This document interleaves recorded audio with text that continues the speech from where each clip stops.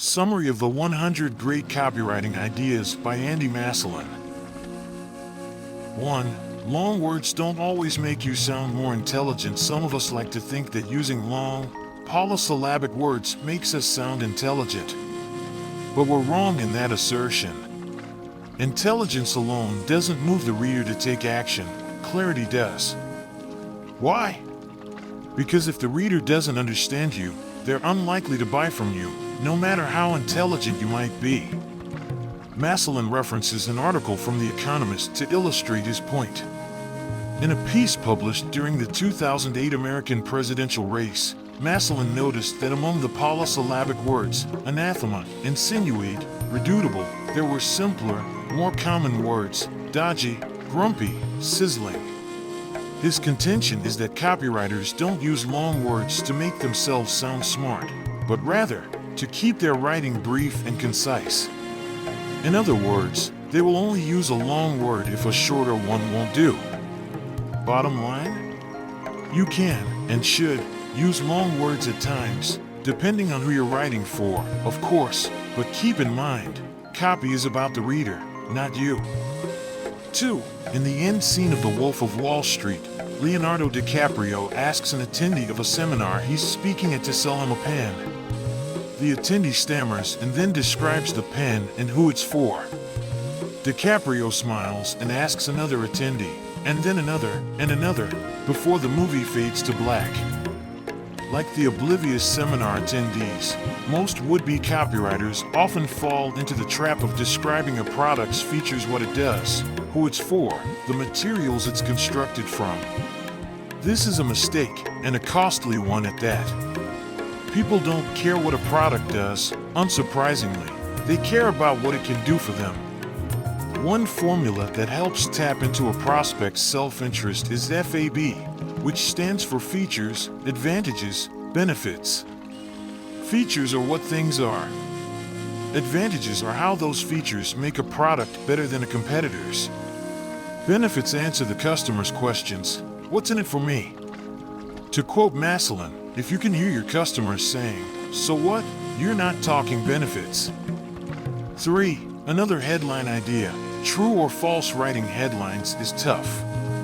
Writing good headlines is tougher. But writing headlines for a product that's unexpected, unknown, or new, that's a real challenge.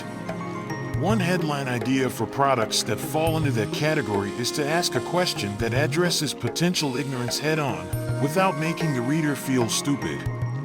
For example, for a weight loss product, you might write, you can lose weight without giving up cream cakes, true or false?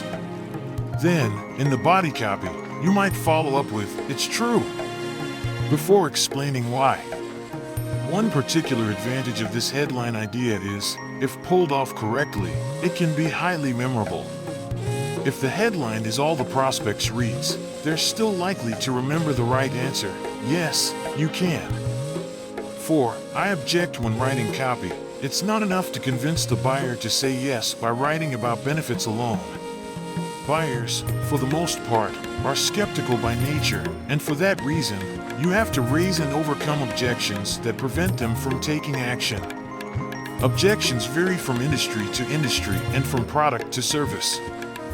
When writing copy, it's not enough to convince the buyer to say yes by writing about benefits alone. Buyers, for the most part, are skeptical by nature, and for that reason, you have to raise and overcome objections that prevent them from taking action. Objections vary from industry to industry and from product to service. What might be an objection to your product might not be for someone else. There are 3 objections, though, that are more common than others, which Maslen addresses in his book.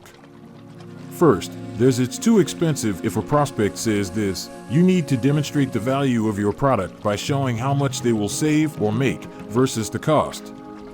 Second, there's I need to talk to someone else. If heard, Maslen urges you to show the prospect what they could lose by hanging back and sharing testimonials from people like them. Third, there's I'm not sure I really need this. If you hear this objection, it's for one reason, you haven't sold well enough. Maybe your benefits aren't strong enough. Maybe it's the wrong product for the wrong prospect. Whatever the reason, update and improve your copy until it's no longer a concern. Further reading for more on raising and overcoming objections, read The Ultimate Sales Letter by Dan Kennedy. 5. Tap into people's aspirations. Revenue and customers, HMRC, had a problem. At the end of each financial year, UK taxpayers received a letter reminding them to return their declarations on time. Yet, despite penalties for late returns, few returned their declarations on time. 5. Tap into people's aspirations. Revenue and customers, HMRC, had a problem.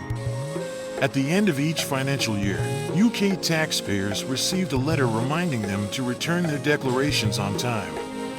Yet, despite penalties for late returns, few returned their declarations on time. To reduce delays, the HMRC contacted the authors of the book Yes, after hearing about an experiment that helped hotels reduce towel usages. The results were remarkable. When the authors added an additional sentence in the letter referring to the large number of people living in the same postcode paid their taxes on time, tax returns increased by 12%. To quote the authors, the more similar the person giving a testimonial is to the new target audience, the more persuasive the message becomes. You can apply a similar technique in your copy. When selling luxury goods, Maslen suggests focusing more on who is already benefiting from your product. For instance, you might write, "Hey Race, what other readers like you are saying about my work?" Testimonials are effective, but when highlighting people who are similar to the reader, the results can often convince even the most skeptical of buyers.